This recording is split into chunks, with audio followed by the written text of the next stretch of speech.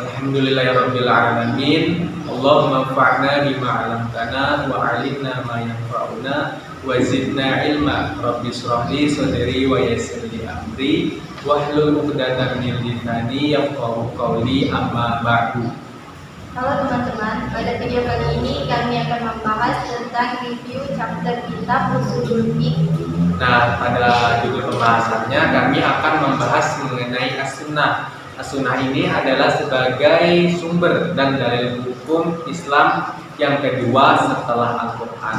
Untuk lebih jelas dan lengkapnya, saksikan video kami hingga akhir.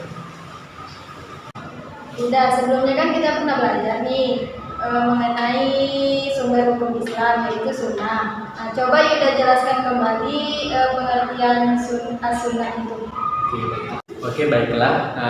Dari pengertian sunnah kita bisa lihat dari segi bahasa. At-tariqu mahmudatan kanas aw ghairu mahmudatin aw adatu aw tariqatun masluka. Sunnah secara bahasa adalah jalan terpuji, baik atau jalan tidak terpuji, buruk, adat atau kebiasaan dan jalan yang harus diikuti. Sedangkan secara istilah, sunnah adalah as-sunnatu fi istilahil usuliyina ma sadara an Rasulillahi sallallahu alaihi wasallam min aqwalin aw fi'lin aw takririn. Fa sunnatu salasatun, sunnah qauliyah, sunnatu fi'liyah, wa sunnatu takririyah. Sunnah menurut usuliyun adalah sesuatu yang disandarkan kepada Rasulullah, baik berupa perkataan, perbuatan, dan ketetapan. Nah, sunnah terbagi kepada 3 macam. Yang pertama ada sunnah qauliyah. As-sunnatu qauliyah hiya ahaditsul lati qalaha fi mukhtalafil munasabah. Sunnah qauliyah adalah hadis yang diucapkan dalam berbagai kesempatan oleh Rasulullah, seperti sabdanya, qala Nabiyyu sallallahu alaihi wasallam, innamal a'malu binniyat wa innamal likulli imrin ma nawa. Artinya, sesungguhnya setiap perbuatan tergantung niatnya, dan sesungguhnya setiap orang yang akan dibalas berdasarkan apa yang diniatkannya. Hadis riwayat muttafaqun alaih. Yang kedua itu ada sunnah fi'liyah. Sunnah fi'liyah ini adalah as-sunnatul fi'liyah hiya af'aluhu sallallahu alaihi wasallam mislu ada'i shalawatil khamsi wa manasikil haji. Sunnah fi'liyah adalah segala perbuatan yang dilakukan oleh Nabi Muhammad. Contohnya seperti pelaksanaan sholat 5 waktu dan tata cara melaksanakan ibadah haji. Yang ketiga itu ada sunnah takririyah. Sunnatu takririyah ya ma'aqaruhun Nabi sallallahu alaihi wasallam mimma sadara min ba'di ashabi min aqwalin wa af'alin bisukuti wa adamin karihi au bimuwafaqatihi wa izharul istihsanihi. Sunnah takririyah adalah apa yang Nabi Muhammad membenarkan perkataan dan perbuatan sebagian sahabatnya dengan cara diamnya dan tidak mengingkarinya, atau dengan menyetujui dan menunjukkan persetujuannya. Contohnya sebagai berikut. Dari Abdullah bin Umar radhiyallahu anhuma, dia berkata, Nabi Shallallahu alaihi wasallam berkata kepada kami ketika telah kembali dari perang Ahzab, janganlah seorang pun sholat asar kecuali di Bani Quraidah. Sebagian dari para sahabat mendapati waktu sholat asar telah tiba, masih di perjalanan. Maka sebagian dari mereka ini berkata, kita tidak melaksanakan sholat asar sampai kita tiba di Bani Quraidah. Sebagian yang lain berkata, bahkan kita akan melaksanakan. Nabi SAW tidak menghendaki kita melakukan seperti itu. Nah, setelah itu perselisihan pendapat tersebut disampaikan kepada Nabi dan beliau tidak mencela salah satu dari keduanya. Nah, jadi itulah dari pengertian dari as-sunnah. Sunnah itu terbagi kepada 3 macam, ada sunnah qauliyah, fi'liyah, dan takririyah.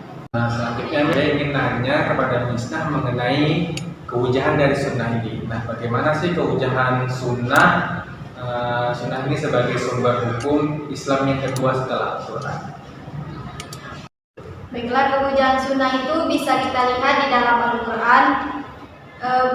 Allah Subhanahu wa taala berfirman, Bismillahirrahmanirrahim, wa ma atakumur rasulu fauzuhu wa ma nahakum anhu fantahu, yang artinya apa yang diberikan Rasul kepadamu terimalah, dan apa yang dilarangnya bagimu tinggalkanlah. Quran surah Al-Hasr ayat 7.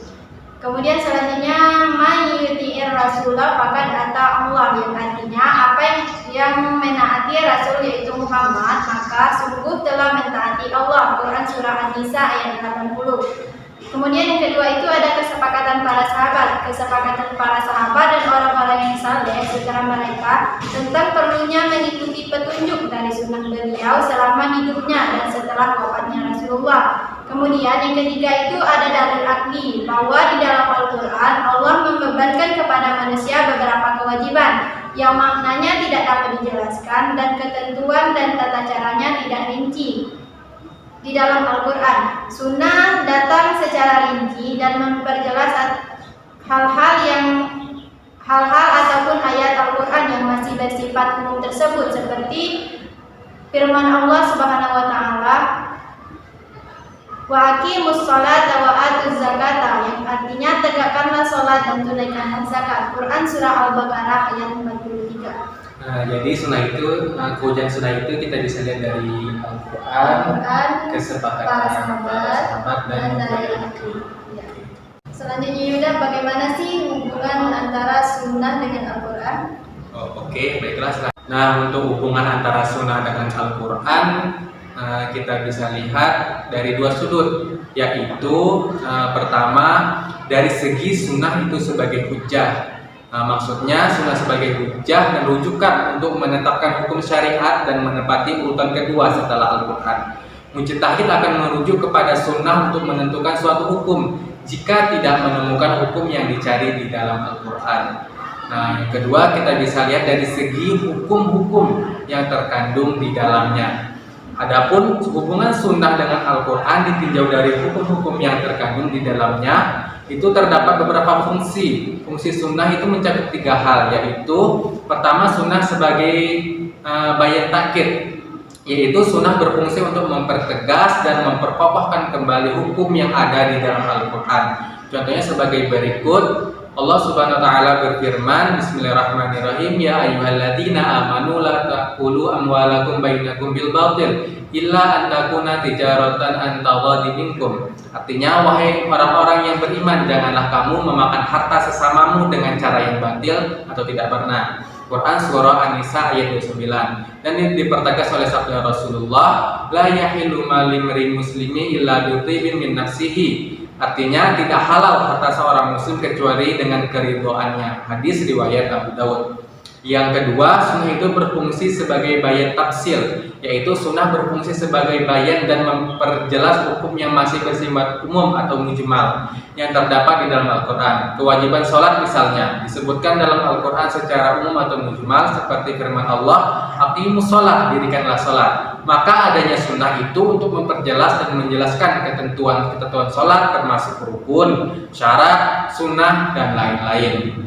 Nah, yang ketiga, sunnah itu berfungsi sebagai bayan tasri', yaitu mengandung maksud bahwa sunnah dapat menentukan suatu hukum secara mandiri yang belum dijelaskan kepastian hukumnya oleh Al-Quran, seperti hukum menghimpun pernikahan antara bibi dan keponakan perempuan yang dijelaskan melalui hadis Rasulullah. An Abi Hurairah radhiyallahu anhu qala nahan Nabi sallallahu alaihi wasallam an tunkihul mar'ata ala ummatiha aw khalatiha, warahu Bukhari wa Muslim. Artinya, Abu Hurairah mengatakan Rasulullah sallallahu alaihi wasallam melarang seseorang lelaki mengumpulkan antara seseorang wanita dengan bibinya dari jalur ayah dan antara seorang wanita dengan bibinya dari jalur ibu dalam pernikahan. Hadis riwayat Bukhari dan Muslim. Nah, itulah tadi hubungan antara sunnah dan Al-Quran. Selanjutnya ingin saya tanyakan itu mengenai pembagian dari sunnah. Boleh dong Bisna jelaskan bagaimana sih pembagian sunnah tersebut? Pembagian sunnah menurut jumhur ulama itu terbagi menjadi dua, ditinjau dari sanad dan perawinya, yaitu mutawatir. Mutawatir itu adalah suatu yang diriwayatkan oleh sejumlah orang pada setiap tingkat sanadnya, yang menurut kebiasaan mustahil mereka bersepakat untuk berdusta karena diyakini kebenarannya, seimbang jumlah para perawi sejak dalam tabakat dari masa sahabat sampai masa tabi'in dan tabi'in sampai tabi'in. Adapun pembagian mutawatir adalah sebagai berikut. Yang pertama, mutawatir lafzi adalah hadis mutawatir dengan susunan redaksi yang persis sama secara makna dan lafaz, seperti sabda Rasulullah, yang artinya Rasulullah SAW bersabda, barang siapa yang berbohong atas namaku dengan sengaja, dia, maka hendaklah ia bersiap-siap untuk menempati tempat duduknya di neraka. Hadis riwayat muttafaqun alaih. Kemudian yang kedua ada mutawatir maknawi, adalah hadis yang maknanya mutawatir dan lafaznya tidak mutawatir. Hadis ini merujuk pada suatu makna yang sama dengan beberapa lafaz yang berbeda. Contohnya adalah banyaknya hadis yang memperjelas mengenai syafaat dengan berbeda lafaz mengenai hal itu, tetapi mempunyai makna yang sama. Kemudian ada hadis ahad. Hadis ahad ini diriwayatkan oleh seorang perawi saja. Hadis ahad ini mencakup seluruh hadis yang tidak mencapai derajat mutawatir. Abi Hurairah radhiyallahu anhu an-nabi sallallahu alaihi wasallam qala la yu'minu ahadukum hatta akunu ahabu ilaihi min walidihi wan nas. Yang artinya Abu Hurairah radhiyallahu anhu bahwasanya Rasulullah SAW bersabda, tidak sesungguhnya beriman salah seorang dari kamu sehingga adalah aku Rasulullah sehingga tercinta kepadanya daripada ia mencintai bapak dan anaknya serta semua orang. Hadis riwayat muttafaqun alaih. Nah, jadi pembagian sahih itu terbagi kepada dua, ada mutawatir dan ahad. Sedangkan mutawatir itu terbagi kepada dua macam lagi, ada secara mutawatir maknawi dan lafzi. Nah, mungkin itulah teman-teman video yang kami buat. Apabila ada kesalahan dari segi penyampaian, pembacaan ayat Al-Quran, pembacaan hadisnya, kami mohon maaf yang sebesar-besarnya. Untuk itu kami akhiri dengan wassalamualaikum warahmatullahi wabarakatuh.